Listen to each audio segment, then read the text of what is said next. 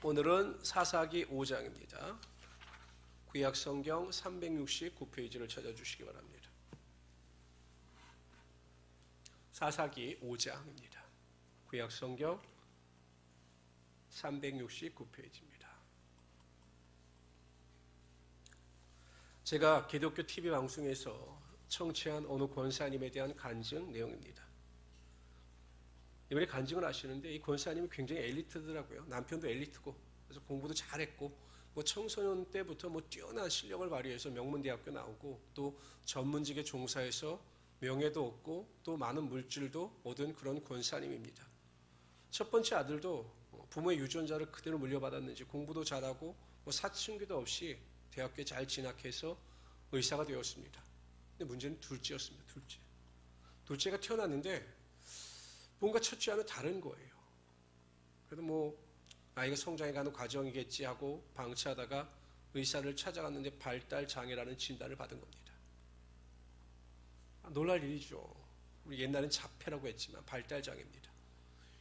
그래도 혹시나 해서 병원도 쫓아다니고 좋은 의사들도 쫓아다니고 또 하나님께 열심히 기도도 했습니다. 그러나 전혀 나아지지 않았습니다. 그 발달장애라고 하는 그 운명을 안고 살아가였습니다. 순간순간마다 그 아이로 인하여 무너지는 고통을 겪기도 하고 또 그 아이로 인하여 심적 어려움을 당하기도 하였습니다. 오늘 그 아이가 40세가 됩니다. 이제 아이가 아니죠. 40세의 중년이 됩니다. 여전히 발달장애입니다. 근데 이 권사님의 간증, 이 아이로 인하여 본인이 변했다라는 겁니다. 어느 날 곰곰이 생각해 보니까 이 둘째 아들이 아니었으면, 이 발달장애 스펙트럼을 가진 이 둘째 아들이 아니었으면 내가 그렇게까지 하나님 앞에 열심히 기도하고 믿음 안에서 하나님만을 의지하며 살았겠느냐라는 것입니다. 정말 내가 하나님 앞에서 부족함이 없이 살아오면서 교만하지 아니하고 그럼에도 겸손할 수 있었겠느냐라는 것입니다. 이 아들로 인하여 하나님을 인격적으로 만나고 이 아들로 하나님의 축복과 은혜를 경험하게 되었으니 다시 생각해보면 이 아이는 나의 삶에 있어 하나님이 보내신 귀한 선물이었다.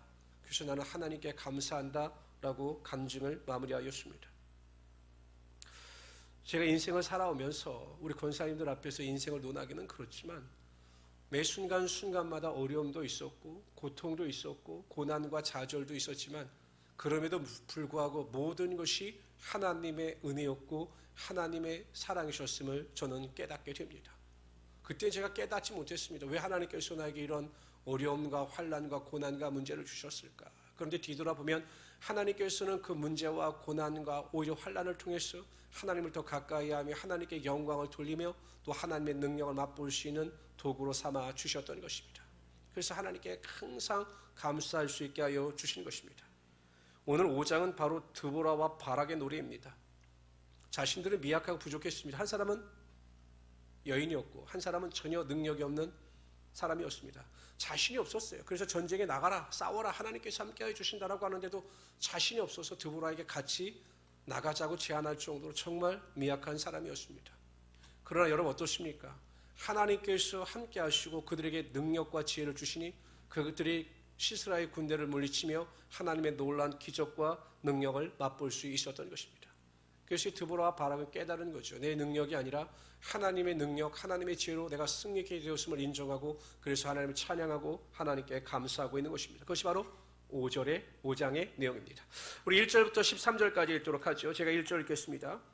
이날에 드보라와 아비노함의 아들 바락이 노래하여 이르되 이스라엘의 영솔자들이 영솔하였고 백성이 즐거이 헌신하였으니 여호와를 찬송하라. 그러니까 하나님의 일에 같이 동참하였으니 하나님을 찬양하라, 이런 의미입니다. 너희 왕들아 들으라, 통치자들아 귀를 기울이라. 나 곧 내가 여호와를 노래할 것이요 이스라엘 하나님 여호와를 찬송하리로다. 여호와여, 주께서 세일에서부터 나오시고 에돔들에서부터 진행하실 때 땅이 진동하고 하늘이 물을 내리고 구름도 물을 내렸나이다. 이게 구약 성경에 보면 하나님의 임재의 상징입니다. 하나님께서 임재하실 때 이러한 자연적 현상이 나타납니다. 산들이 여호와 앞에서 진동하니 저 신의 산도 이스라엘 하나님 여호와 앞에서 진동하였도다. 아낙의 아들 삼길의 날에 또는 야일의 날에는 배로가 비었고 길의 행인들은 오솔길로 다녔도다. 이거는 자신들을 핍박하고 압제하는 자들을 피해서 오솔길로 다녔다라는 것입니다. 이스라엘은 마을 사람들이 그쳤으니 나 드보라가 일어나 이스라엘 어머니가 되기까지 그쳤도다. 무리가 새 신들을 택하였으므로 그때 전쟁이 성문에 이르렀으나 이스라엘 4만 명 중에 방패와 창이 보였더니가. 하나님의 심판을 받게 된 이유입니다. 우상을 섬긴 거죠. 내 마음이 이스라엘의 방백을 사모함은 그들의 백성 중에서 즐거이 헌신하였음이니 여호와를 찬송하라. 흰 나귀를 탄 자들, 양 탄 자에 앉은 자들, 길에 행하는 자들아 전파할지어다. 빈부 격차를 막론하고 모든 자들이 하나님의 능력을 전파하라는 것입니다. 활 쏘는 자들의 소리로부터 멀리 떨어진 물깃는 곳에서도 여호와의 공의로우신 이를 전하라. 이스라엘에서 마을 사람들을 위한 의로우신 이를 노래하라. 그때 여호와의 백성이 성문에 내려갔도다.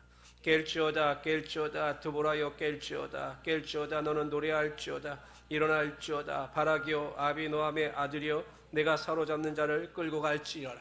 1절부터 13절 중에서 핵심절이 13절입니다. 우리 크게 읽읍시다. 13절 시작.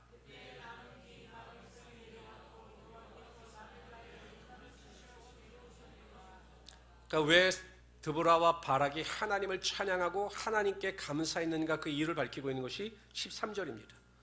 첫 번째, 하나님을 찬양하고 감사하는 이유는 첫 번째가 무엇이냐? 남은 귀인과 백성들이 내려왔다는 것입니다. 드보라와 바락을 도와주기 위하여 헬퍼, 돕는 자들로서 사람들이 내려와 드보라와 바락을 도왔다는 것입니다. 그 일로 인해서 하나님을 찬양하고 하나님께 영광 돌릴 수밖에 없었다는 겁니다. 그러니까 여러분, 우리가 하나님의 일을 감당해 나갈 때 우리가 하나님 앞에 믿음으로 기도하면 하나님께서 항상 돕는 자들을 붙여주시는 것입니다. 인간적인 생각과 눈으로 볼 때는 이 일을 누가 하지? 어떻게 하지? 걱정하고 염려하지만 제가 목회를 해봐도요, 하나님의 일은 누가 하십니까? 하나님이 하십니다. 하나님께서 사람을 감동시키셔서 하나님의 역사와 능력이 임하게 하여 주시는 것입니다. 바로 그것을 감사하고 있는 겁니다. 드보라와 바락이. 두 번째, 무엇을 감사하느냐? 하나님께서 용사를 치시려고 내려오셨다는 겁니다. 하나님께서 하늘의 하나님이 아니라 내려오셔서 직접 그 시스라의 군대들을 완전히 물리쳐 주신 것입니다. 하늘의 하나님은 하늘에만 좌정하고 계신 하나님이 아니십니다. 하나님은 우리가 믿음으로 기도할 때, 믿음으로 행할 때 이 땅에 내려오셔서 직접 우리의 문제를 해결하여 주시고 하나님의 역사와 능력이 나타나게 하여 주시는 것입니다. 우리 여호수아를 읽다 보면요, 이스라엘 백성들이 이제 가나안 땅에 들어가죠. 가나안 땅에 이제 들어갑니다. 첫 번째 만난 성이 무슨 성이었습니까? 여리고 성이었습니다. 그런데 2장에 보면 여호수아는 굉장히 주도 면밀한 사람입니다. 믿음도 있었지만 주도 면밀한 사람이에요. 이것이 우리가 배워야 할 점인 것입니다. 두 정탐꾼을 여리고 성으로 보내지요. 그래서 발각이 됩니다. 그때 기생 라합이 이 두 정탐꾼을 숨겨두고 자신의 가족을 구원해 달라고 요청해서 그 가족이 구원을 받게 됩니다. 그러니까 두 정탐꾼이 여리고 성이 어떻고 벽의 두께가 어떻고 군사력은 어떻고 모든 것을 면밀히 다 조사했습니다. 그러니까 여호수아는 분명히 그 정탐꾼을 통해서 들은 소식을 가지고 나름대로 전략을 세웠을 것입니다. 어떻게 효과적으로 그 성을 공격할 수 있을까라고 나름대로 전략을 세웠습니다. 그런데 여호수아 6장에 가면 하나님께서 여호수아에게 나타나셔요. 그리고 하나님의 전략을 여호수아에게 알려주십니다. 무엇입니까?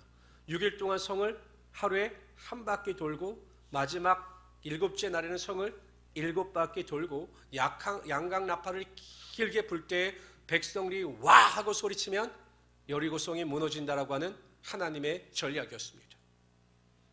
여호수아가 생각할 때 자신의 전략이 더 좋았다고 생각할 수도 있어요. 그런데 다 내려놓습니다. 그리고 하나님의 말씀에 순종하죠. 여러분 여기서 한번 생각해 봅시다. 하나님은 굳이 성을 돌리실 필요 없이 성을 무너뜨려 줄 수 있는 능력이 없으셨을까요? 저는 그게 더 멋있었을 것 같아요. 이스라엘 백성들이 딱 지켜보고 있을 때 내가 저 성을 무너뜨리겠다라고 쫙 무너뜨리면 얼마나 더 극적입니까? 왜 굳이 하나님께서는 이스라엘 백성들에게 성을 6번, 7번 돌라고 명령하셨을까요? 그리고 그들이 온전히 6번, 마지막 날에 7번 돌고 나서 양각 나팔을 불 때야 비로소 여리고성을 무너뜨려 주셨을까요? 하나님은요, 그 믿음대로 행하는 자들과 함께하여 주시고 믿음대로 순종하는 자들에게 하나님의 능력이 반드시 나타나게 하여 주시는 것입니다. 그러니까 온전한 믿음을 행동으로 나타내 보일 때 하나님께서 여리고성이 무너지는 축복이 임하게 하여 주신 것입니다. 마태복음 7장에 보면 산상설교가 나와요. 예수님께서 이렇게 말씀하십니다.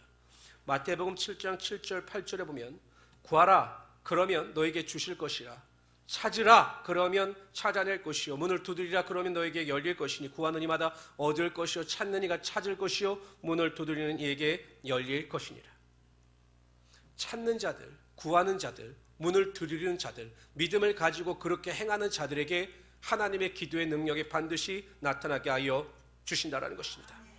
말로만 나는 믿어요. 그 목사님 믿죠. 그 안 믿어요, 목사님? 성경 말씀을 제가 믿습니다. 기도할 때 능력 주심을 믿어요. 말로만 행하는 자들에겐 기도의 능력이 나타나지 않습니다.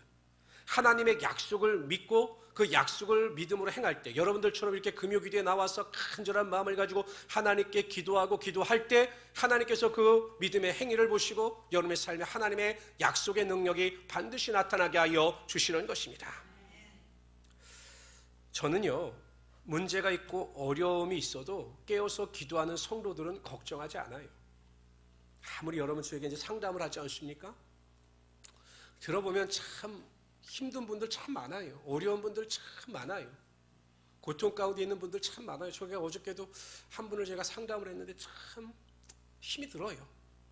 그런데 저는 그럼에도 불구하고 목사님 그래도 제가 기도하고 있어요. 그래도 하나님을 의지하고 있어요. 하나님께서 행하실 것을 기대하면서 항상 주님 앞에 가까이 나가고 있어요 라고 고백하고 그렇게 살아가는 성도는 제가 중보기도를 해드리지만 그렇게 걱정하지 않습니다. 왜냐하면 하나님께서 그렇게 간절한 마음을 가지고 기도하고 하나님을 찾는 자에게 반드시 응답하여 주시고 구하는 것보다 생각하는 것보다 넘치도록 하나님의 은혜와 능력이 나타나게 하여 주시기 때문입니다. 제가 걱정하는 사람들은 어떤 분들이냐, 입만 살아서 말만 하는 분들입니다. 말만 들으면 그럴듯합니다. 근데 속에 영적인 능력이 없어요. 목회자는요 알아요. 이렇게 말을 나눠보면 이분이 육의 말을 하는구나, 영의 말을 하는구나 잘 압니다.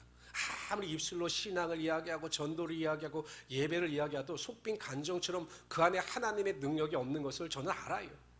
그런 분들을 보면 제가 걱정이 되는 거죠. 문제도 없고 환난도 없고 핍박도 없지만 그렇게 말만 하고 믿음으로 행하지 않는 분들을 보면 제가 걱정이 되는 겁니다. 제가 목회자로서의 경험을 보면 또 성경 말씀을 통해서 보면 하나님께서 본인이 기도하지 아니하도 중보하는 자들의 기도를 통해서 하나님의 역사가 나타나게 하여 주셔요. 예를 들어서 자녀들이 이제 믿음이 좀 없어요. 그런데 부모님들이 열심히 기도하면 하나님께서 다윗에게 축복하여 주셨듯이 그 자손들이 열심히 없어도 그래도 믿음 안에서 멀리 떠나가지 아니하면 그 왕권이 패하지 않게 하여 주셨던 것처럼 기본적인 하나님의 은혜와 능력은 임하는 것입니다. 그래서 우리 자녀들이 올바른 믿음 생활을 하지 못해도 부모가 눈물을 흘리며 기도하고 기도할 때 결국 그 기도를 들으시고 하나님께서 자녀들에게 복도 주시고 삶을 변화시켜 주시는 겁니다. 자녀들도 그런 것 같지만 성도들도 그런 것 같아요. 가끔 보면 저에게 이제 간증하는 분들이 있는데 목사님 제가 이래서 축복받았어요 이렇게 말씀을 하셔요. 그럼 이제 제가 생각하죠. 본인은 그렇게 기도하지 않았는데 어떻게 하나님께 저렇게 복을 주셨지? 제가 기도한 만큼일 겁니다. 목회자로서 성도들 위하여 기도한 만큼은 하나님께서 복을 주시더라고요. 그러니까 본인이 그래도 믿음이 연약하지만 하나님의 말씀대로 살고자 노력은 해요. 그런데 기도나지 않아요. 그러한 자들을 위해서 목회자가 중보기도 해주고 또 성도의 중보기도 해주면 하나님께서 그 중보기도를 통해서 그들의 삶에 하나님의 축복이 임하게 하여 주십니다. 그러나 거기까지입니다. 거기까지. 정말로 하나님의 놀라운 은혜와 기가 막힌 기적을 맛보기 위해서는 내가 기도해야 하는 것입니다. 내가 하나님 앞에 나와서 내가 하나님 앞에 행함으로 믿음으로 기도하고 하나님을 위하여 그 행함으로 믿음을 나타내 보일 때 하나님께서 우리의 삶에 놀라운 기적의 능력이 나타나게 하여 주실 것입니다. 그래서 여러분 항상 저는 이 금요기도의 자리가 정말 중요하다고 생각합니다. 금요기도의 자리. 저는 우리 성도님들이 우리 온라인으로 예배드리는 성도들도요 자꾸 환경 탓하지 마시고 나와서 성전에서 부르짖어 기도하심으로 말미암아 하나님께서 예비하신 하나님의 놀라운 은혜와 능력을 맛보며 살아갈 수 있는 우리 성도들이 되시기를 주님의 이름으로 축원합니다. 어느 사람 두 사람이요 도끼를 가지고 나무를 벌목하기 시작했습니다. 어떤 사람은 1시간도 쉬지 않고 10시간, 한순간도 쉬지 않고 10시간을 도끼질을 했어요. 그런데 어떤 사람은 50분을 도끼질을 하고 10분을 쉬고 50분을 도끼질하고 10분을 쉬었습니다. 누가 훨씬 더 많은 벌목을 했을까요? 어떤 사람이 훨씬 더 많은 나무를 베었을까요? 쉰 사람일까요? 쉬지 않은 사람일까요? 왜 그렇게 생각하십니까? 우리가 상식적으로 생각하면 쉬지 않고 일하는 사람이 더 효과가 좋아야 되는데 왜 10분 쉰 사람이 낫다고 생각하십니까? 제가 보기엔 눈치로 때려잡으신 거죠. 제가 물어보니까 이 사람은 쉬면서 10분 동안 도끼날을 간 겁니다. 50분 도끼질하고 10분 도끼날을 갈고 50분 도끼질하고 10분 도끼를 갈고 그래서 훨씬 더 효과가 많았던 것입니다.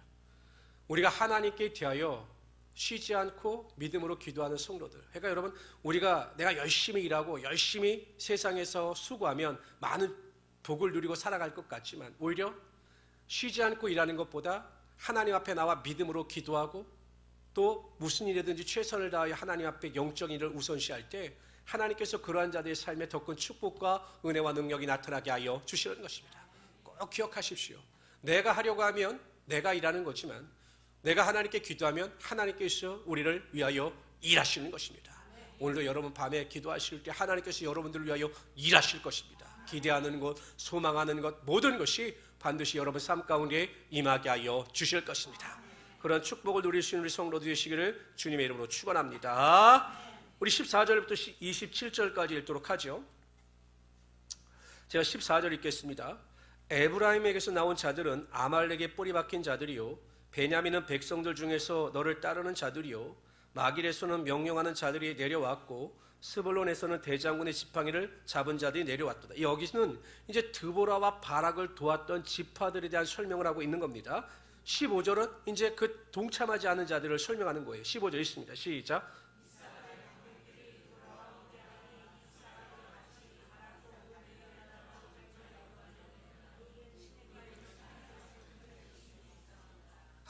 그러니까 이사가는 도왔는데 르우벤은 시냇가에 큰 결심이 있었는데 르우벤의 행위에 대해서 나옵니다. 내가 양이 우리 가운데 앉아서 목자의 피리 부는 소리, 피리를 부는 거예요. 르우벤은 돕지도 않고 피리를 부는 겁니다. 어찌 됨이냐? 르우벤 시냇가에 르우벤 시내에 큰 결심이 있었도다. 길르앗은 요단강 저쪽에 거주하며 다는 배에 머무름이 어찌 됨이냐? 아셀은 해변에 앉으며 자기 양만에 거주하도다. 17절도 돕지 않은 자들입니다. 스불론은 죽음을 무릅쓰고 목숨을 아껴하지 아니한 백성이요 납달리도 들의 높은 곳에서 그러하도다. 왕들이 와서 싸울 때 가나안 왕들이 무깃도물과 다낙에서 싸웠으나 은을 탈취하지 못하였도다. 별들이 하늘에서부터 싸우되 그들이 다리는 길에서 시스라와 싸웠도다. 기손강은 그 무리를 표류시켰으니 그 기손강은 옛 강이라. 내 영혼아 내가 힘있는 자를 밟았도다. 그때 군마가 빨리 달리니 말굽소리가 땅을 울리도다. 여호와의 사자의 말씀에 메로스를 저주하라. 너희가 거듭거듭 그 주민들을 저주할 것은 그들이 와서 여호와를 돕지 아니하며 여호와를 도와.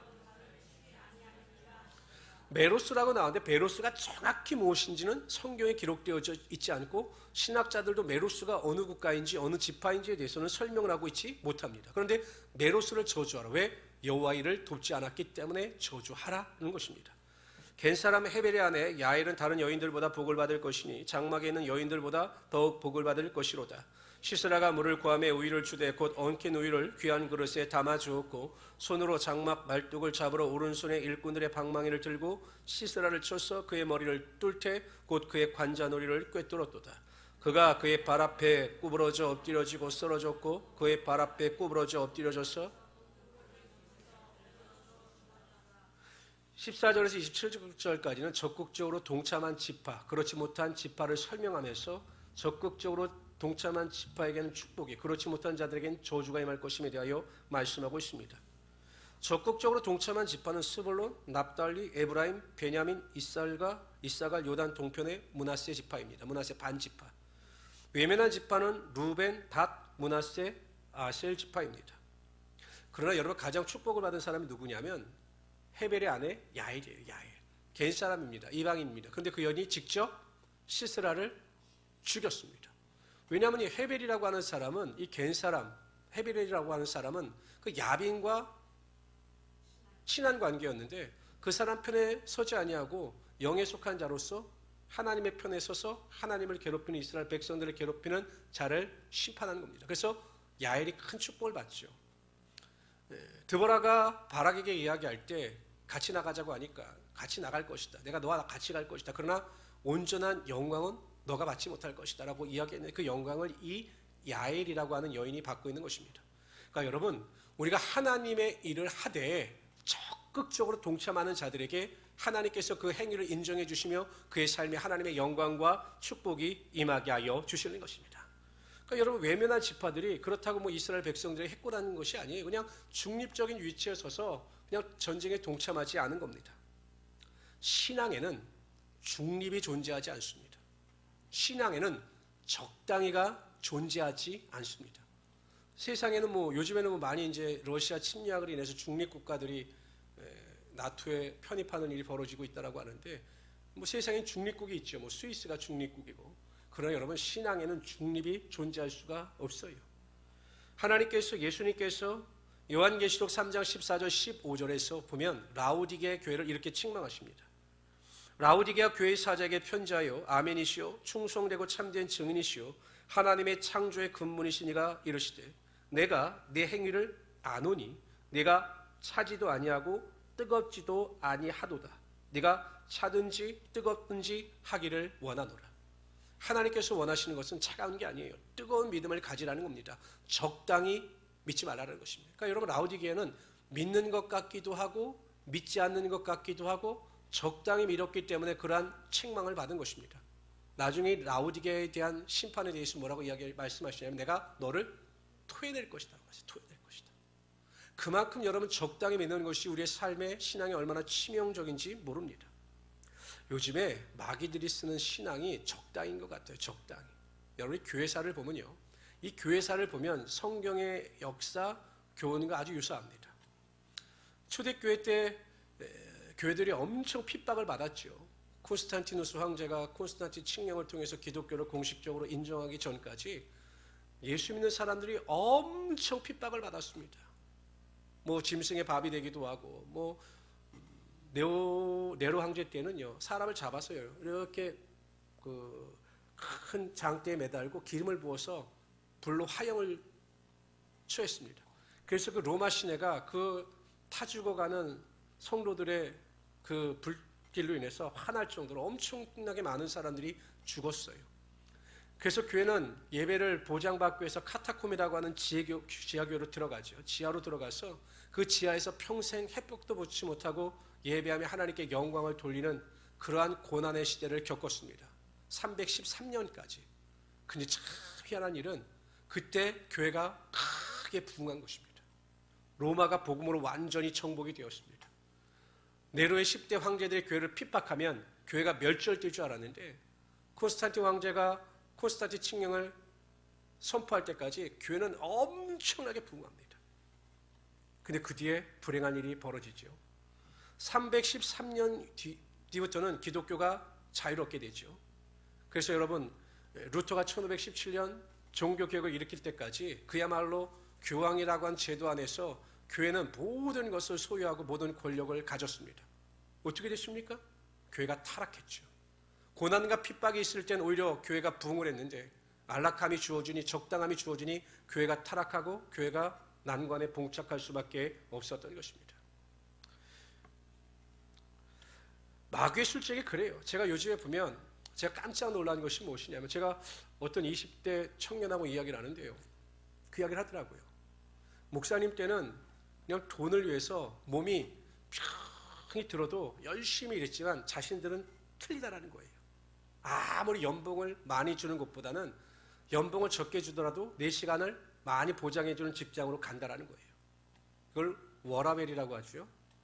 워크 앤 라이프 밸런스라고 해서 일과 삶을 조화를 이룬다. 그런데 제가 보기에는 아니에요. 오히려 일보다는 자신의 삶이 더 중요한 시대가 되어가고 있습니다. 그러니까 성도들도 마찬가지예요. 적당히. 제가 요즘에 참 교회도, 제가 이런 표현을 해서는 좀 뭐하지만 교회도 망조로 흘러가고 있다는 것을 제가 어디서 느끼냐면, 주일날 놀러 가라고 토요 예배를 개설하는 교회들이 늘어나고 있어요. 주일날 놀러 가라. 그 대신 예배는 드려라. 그래서 토요일날 예배를 개설합니다. 이건 최소한이죠. 토요일날 예배를 개설하는 것은 여러분, 주일날 의사나 간호사로서 근무를 해야 되는 사람들. 뭐 요즘에 여러분 그런데 뭐 주일날도 뭐가 걱정이 됩니까? 마음만 있으면 온라인 루트를 통해서 얼마든지 예배를 드릴 수가 있는데요. 그래 토요 예배를 개설해요. 왜냐하면 주일날 놀러 가는 사람들을 위해서 그러한 예배를 개설한다는 것입니다. 저는 이것이 마귀의 계략이라고 생각합니다. 적당히 믿어도 천국 간다, 적당히 믿어도 구원 얻는 일에는 전혀 이상이 없다라고 우리를 유혹하고 있는 것입니다. 성경대로 보면 전혀 그렇지 않아요. 우리가 달란트의 비유에 보면 하나님께서 예수님께서 달란트 비유를 말씀하시죠. 5달란트, 2달란트, 1달란트를 맡기고 주인이 길을 떠납니다. 5달란트 맡은 자는 열심히 일해서 5달란트의 이윤을 남겼습니다. 2달란트 맡은 자도 열심히 일해서 2달란트의 이윤을 남겼습니다. 1달란트 맡은 자는 어떻게 되었습니까? 혹시 자기가 장사를 하다가 실패하면 주인에게 책망을 받을 것을 두려워하여 그 1달란트를 땅 안에 숨겨두었습니다. 열심히 일하지 않았습니다. 적당히 살았습니다. 묻어두고 났어.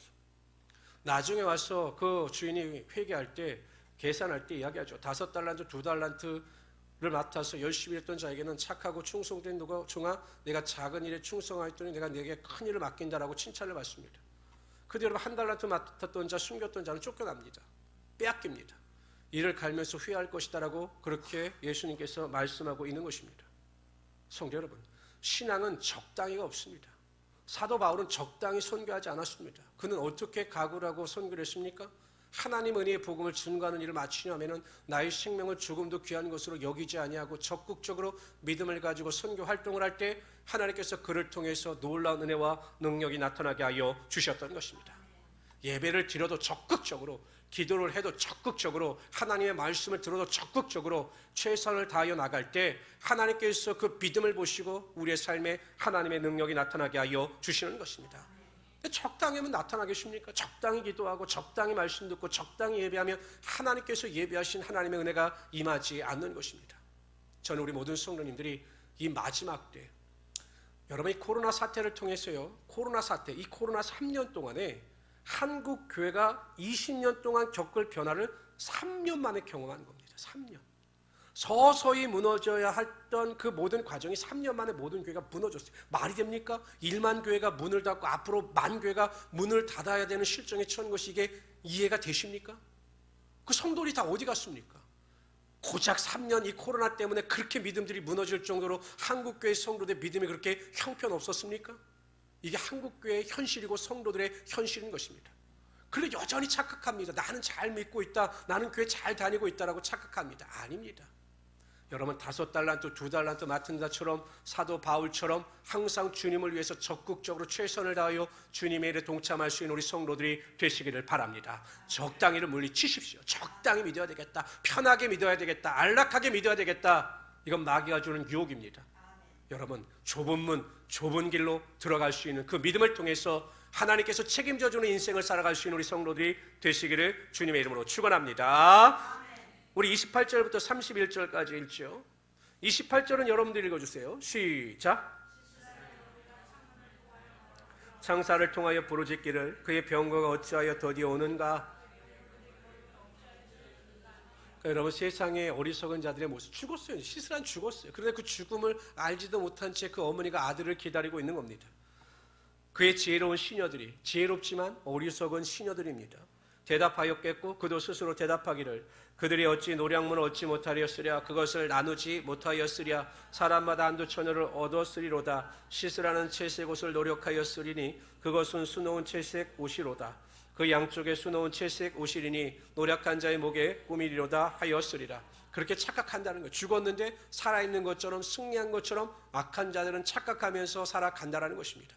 결국은 여러분, 믿지 않는 자들은 멸망을 당해요. 그러나 그 멸망당할 것을 우리가 제대로 깨닫지 못하고 그들이 그 폐역한 시대 가운데 살아갈 수 있는 것입니다. 31절의 핵심입니다. 다 같이 읽어봅시다. 시작. 주를 사랑하는 자들은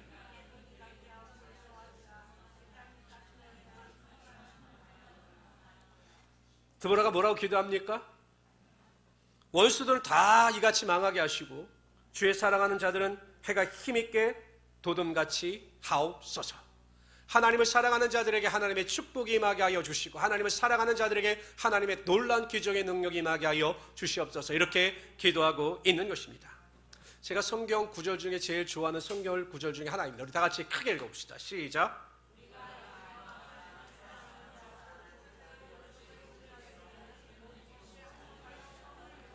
믿으십니까? 이걸 다 안다는 겁니다. 우리 성도들이 다 아는 거예요. 다 알아야 한다는 겁니다. 우리가 알거니와 우리 성도들이 다 아는 겁니다. 모든 것이 합력하여 선을 이루게 하십니다. 어떤 사람에게요? 하나님을 사랑하는 자들, 하나님을 사랑하여 하나님을 위하여 살아가는 자들에게 모든 것이 합력하여 선을 이루시는 하나님이 되시는 것입니다. 요한일서 1장, 요한 3서 1장 2절에 보면 사랑하는 자여 내 영혼이 잘된 같이 내가 범사에 잘되고 간곤하기를 내가 간구하노라 라고 말씀하셨습니다. 하나님을 사랑하는 자들, 그래서 하나님의 은혜 가운데 살아가는 자들 가운데는 영혼이 잘되고 범사가 잘되며 간곤케 되는 하나님의 축복이 반드시 임하게 되어 있습니다. 저는 이러한 믿음을 가지고 하나님을 사랑하는 마음을 가지고 살아갈 수 있는 우리 성도 되시기를 주님의 이름으로 축원합니다. 한번 여쭤봅시다. 하나님을 사랑하십니까? 목숨을 다하고 뜻을 다하고 마음을 다하여 하나님을 사랑하십니까? 그걸 어떻게 증명하십니까? 내가 하나님을 사랑하는지 그걸 어떻게 증명하십니까? 예?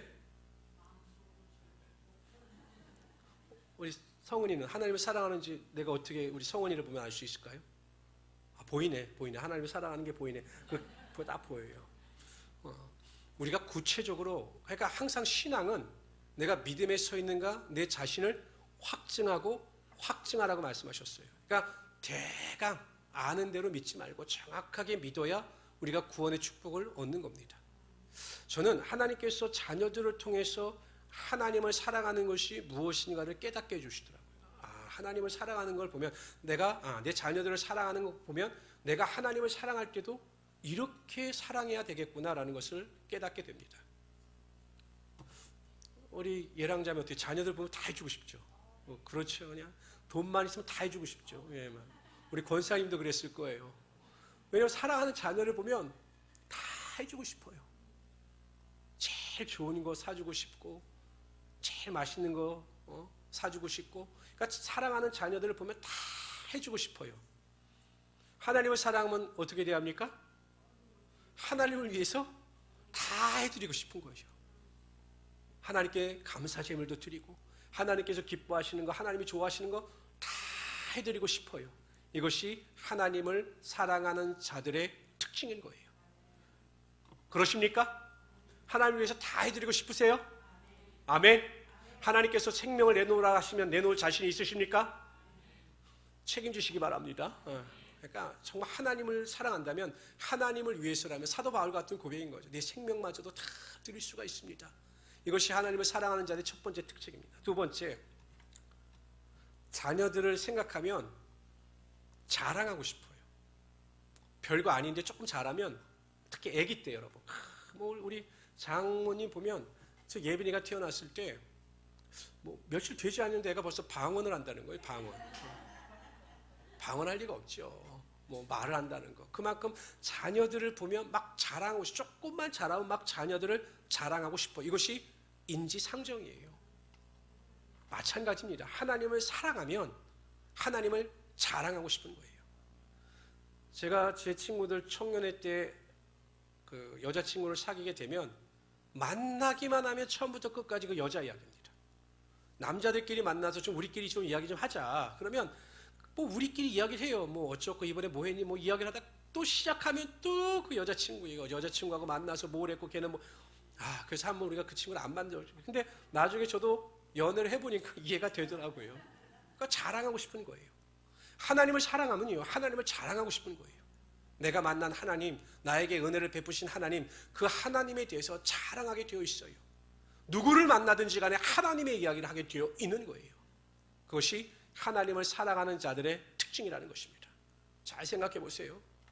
세 번째는요, 자녀들을 보면, 우리 안수 집사님, 우리 성경을 보면 힘이 나시죠? 성경이만 보면 막 저절로 웃음이 나시죠? 저도 자녀들을 생각하면 막 힘이 납니다. 저는 그렇게 하고 있지 않지만 대부분 아버지들의 휴대폰을 보면 그 휴대 메인 화면에 누가 되어 있습니까? 가족이나 자녀가 되어 있어요. 아내분들 들으시면 섭섭하겠지만 아내보다는 애들 사진들이 꼭 있더라고요. 그럼 아빠들이 그 사진을 보면 힘이 난다는 거예요. 정말 모든 것을 다 없어도 내 자녀가 있다는 것만 하나만으로도 내가 힘을 얻게 된다는 겁니다. 그리고 자꾸 보고 싶어진다는 거예요. 자녀들이 자꾸 보고 싶어진다는 것입니다. 하나님을 사랑하면 정말 하나님으로 인하여 힘이 나게 되어 있는 거예요. 그 하박국에 나오는 하박국 선지자의 고백처럼 비록 무화과나무가 무성치 못하며 감람나무에 소출이 없으며 포도나무에 열매가 없으며 밭에 식물이 없으며 우리의 양이 없으며 외양간에 소가 없을지라도 나는 여호와를 인하여 기뻐하며 구원의 하나님을 인하여 즐거워하리로다. 그러니까 하나님만을 생각하면 힘이 나는 겁니다. 왜? 하나님을 사랑하기 때문에. 그리고 하나님이 자꾸 보고 싶어지겠죠. 하나님을 사랑하면 자꾸 하나님을 만나고 싶어지는 겁니다. 사랑하는 사람은 자꾸 만나고 싶어져요. 하나님을 만나고 싶기 때문에 교제하고 싶기 때문에 믿음으로 기도하는 것이고, 하나님을 만나고 싶기 때문에 예배 가운데 나와 최선을 다하며 하나님께 영광과 찬양과 존귀를 돌리게 되어 있는 것입니다. 그리고 그렇게 하나님을 사랑하는 자들에게 하나님의 놀라운 능력이 임하게 하여 주실 것입니다. 정말 금요기도에 나온 여러분들은 대단한 믿음의 소유자이십니다. 하나님을 사랑하기 때문에, 하나님을 섬기는 믿음이 있기 때문에 이 자리에 나온 줄 믿습니다. 그 사랑하는 마음을 가지고 오늘 우리가 기도하고 찬양하고 하나님께 영광을 돌릴 때 하나님께서 하늘의 문을 여시고 사랑하는 자들이 햇빛의 돋은같이 놀라운 축복의 길로 나아갈 수 있도록 우리의 인생을 이끌어 가실 것입니다. 기적이 나타나며 놀라운 은혜와 능력이 오늘 이 시간 반드시 우리 가운데 임하게 될 것입니다. 이런 믿음을 가지고 승리하며 살아갈 수 있는 우리 성도들이 되시기를 주님의 이름으로 축원합니다.